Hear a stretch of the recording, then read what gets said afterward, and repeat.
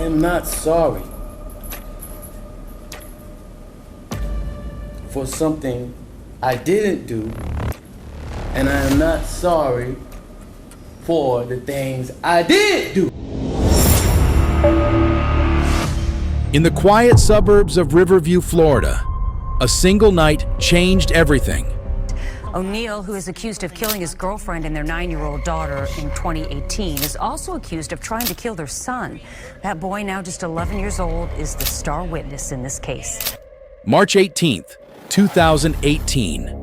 A desperate voice calls 911. A mother screaming for her life. And a nightmare begins to unfold. Ronnie O'Neill III lived here with his girlfriend, Kenyatta Barron, and their 2 children. Kenyatta worried about his temper, his words, and what he might do when he was angry. That night, at 11:43 p.m., Hillsborough County Dispatch received a call. What's your emergency? I'm shot. Help me. I'm shot. Help me, please. Jesus, help me. I'm shot. Okay. What's the address of the emergency, ma'am? What's the address of your emergency? I'm shot. Help me, please. What's your address? What's your address, ma'am? Shot me. Help me, please. He shot me. Where?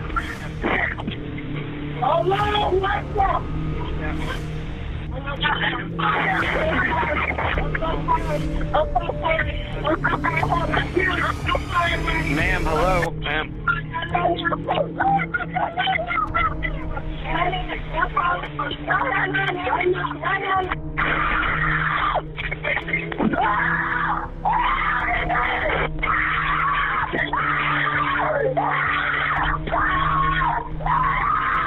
Ma'am, hello. Hello.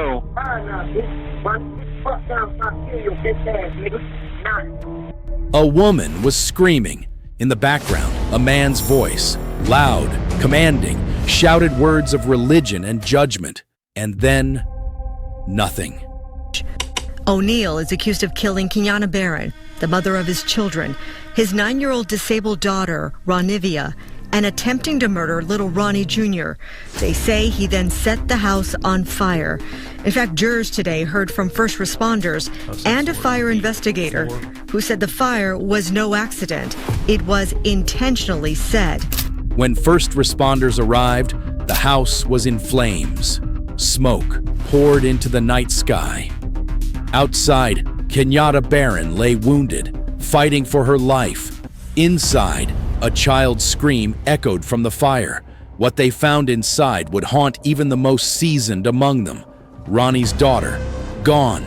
His young son, alive but badly burned, stumbling from the flames, the only witness to his father's rampage. The 8-year-old boy, barely clinging to life, told investigators what he saw. I just saw my dad holding a shotgun and my mom, and mom screaming at him. He spoke softly, describing fear no child should ever feel. He said his father turned on them all, his mother first, then his sister, and then him. But somehow, he escaped. I am not sorry for something I didn't do, and I am not sorry for the things I did do. Mr. O'Neill, All right. Listen, stop. All right. Listen to me. I'm not You're not going to raise your voice again. I'm not going to raise my voice again. I'm not. I will have you removed from this courtroom. I can sentence you without you being present. Yes, ma'am. You don't conduct I yourself. understand, Your Honor. Thank you. Ronnie O'Neill made a stunning decision. He would act as his own attorney. Mr. O'Neill, you need to speak audibly so that the jury can hear what you're saying. He showed you a fraudulent recording where they allege that I beat Kenyatta Barron to death. He talked about Mr. Khalil Brown, my neighbor who stayed across the street.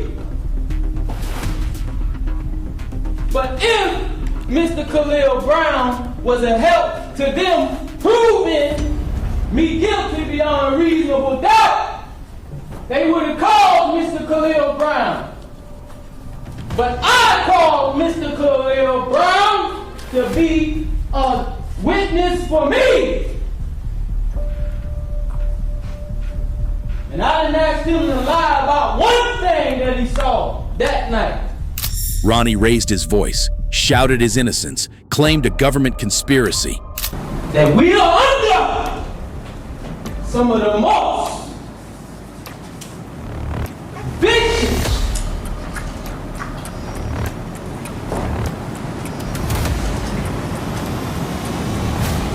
lying,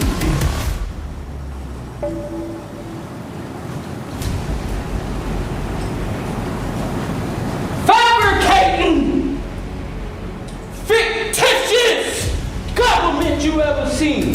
And when the prosecution called his son, the lone survivor, to the stand, Ronnie stood just feet away, cross-examining his own child. It's good to see you, man. Good to see you too. Did I hurt you that night of this incident? Yes. I did. And how did I hurt you? You stabbed me. The courtroom wept. Reporters called it one of the most emotional moments ever witnessed in court. The Riverview man who murdered his girlfriend and his little daughter now faces the death penalty. Jurors will decide if he lives or dies. The penalty phase of the case started today, and while O'Neal defended himself in his murder trial, he is now getting some help from lawyers. Fox 13's Gloria Gomez shows us what happened in court today. For the bloody carnage that defendant inflicted on his family in March of 2018, and that is a sentence of death. Probably the most important decision you will ever make, as it should be when there's a human life at stake. The trial you just sat through dealt with the crimes for which Mr. O'Neal has been found guilty of. However, this portion of the proceedings will now focus on Mr. O'Neal, his life, his character, and why his life is worth saving. There has been an unfulfillable hole in my heart ever since that horrible night. I no longer have the opportunity to continue attending Ronivia's physical therapy session, which brought me endless happiness and knowledge on how to improve Ronivia's quality of life. Ronivia had a smile that could light up the whole room. But I will say, I'm sorry for your loss. This is the worst case I have ever seen as far as the facts go.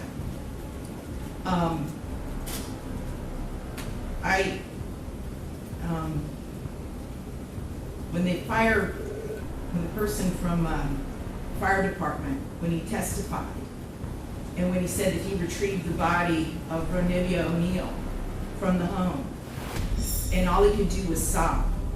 It took every ounce I had not to start sobbing too. Because there is no way any person with any feeling could have witnessed or seen the photos of what occurred that night and not be haunted for the rest of your life. I know I will be. For the rest of my life, I'll be haunted by what I saw as far as the evidence and just the abject cruelty of it all. The abject cruelty. And I was aware, because I reviewed a lot of the discovery ahead of time, as you well know, did a lot of in-camera inspection of a lot of documents. And I was aware there was some evidence, at least, that when you needed to recover from your gunshot wound, that neither your parents nor your Aisha, Ms. Robinson, would let you come recover at their home. I don't know if it's true or not. I'm not going to get into a dispute. I'm just mentioning there was some evidence referencing that in the records. And all I could think about, because I knew that Miss Barron was not with you romantically at the time. And I knew that she just out of the goodness of her heart let you come stay with her. And it is beyond tragic that that critical decision ended in so much horror for her and for her children. It is unspeakably cruel what happened as a result of that one decision. The way that Ms. Barron died was horrific, and that 911 call, which captured truly all of it. You heard, and everyone who's heard that 911 call heard a death scream. If anybody ever wants to know what it sounds like before a human being dies, knowing that their death is imminent, that's exactly what it is. That was a death scream. We're going to see if it's true. But what happened to little Ronivia and to little Ronnie, but I'm going to focus on Ronivia because she was special. And you can tell Miss Barron had done everything she could to create a beautiful home for her family. I noticed that the Ronivia's bedroom, before you set it on fire, you could tell she tried so hard to make her feel like a princess. Kenyatta did everything she could. And I noticed too in the kitchen, on the refrigerator, she put up magnets that said faith, love, family, hope. And then you know what else happened to that refrigerator during that night? It got splattered with blood all over it due to what happened. Little Ronivia, she couldn't scream, she couldn't run away, and she witnessed what you did to her mother as far as shooting her mother in the arm with the gunshot. She knew. And the horror that that child suffered. And she already had a life where she was born with challenges regarding her physical and her mental disabilities. But the pain and suffering that she suffered that night at your hands, unspeakable, absolutely unspeakable. And at the moment, that first time you struck her with that hatchet, and little Ronnie testified that all he could see was tears coming out of his sister's face. At that moment, that child knew, she knew she was being betrayed in the cruelest, most tragic and sorrowful way that a child could ever be betrayed. She was being betrayed by her parent, the one person that should be there to protect their children and love them and keep them from harm. And that was the last thing that child felt before she passed on from this earth, was your utter, cruel betrayal to her. And I read somewhere, and I don't know if it's true or not, I have no idea, but I read somewhere that souls pick their lives, and that they know exactly how difficult their lives are going to be before they enter into this world. And I don't know if that's true or not, but if it is, Ronivia O'Neal is one of the bravest souls I have ever come across in my 54 years on this planet. One of the bravest ever, ever, because she suffered so traumatically. After days of testimony and nearly 5 hours of deliberation, the verdict was unanimous. Ronnie O'Neal III, guilty on all counts, 2 murders, 1 attempted murder, and arson. When the judge read the sentence, life in prison without parole, O'Neal stood tall, eyes cold, unmoved. The courtroom, silent, except for the quiet sobs of those left behind. For more crime stories, please like and subscribe.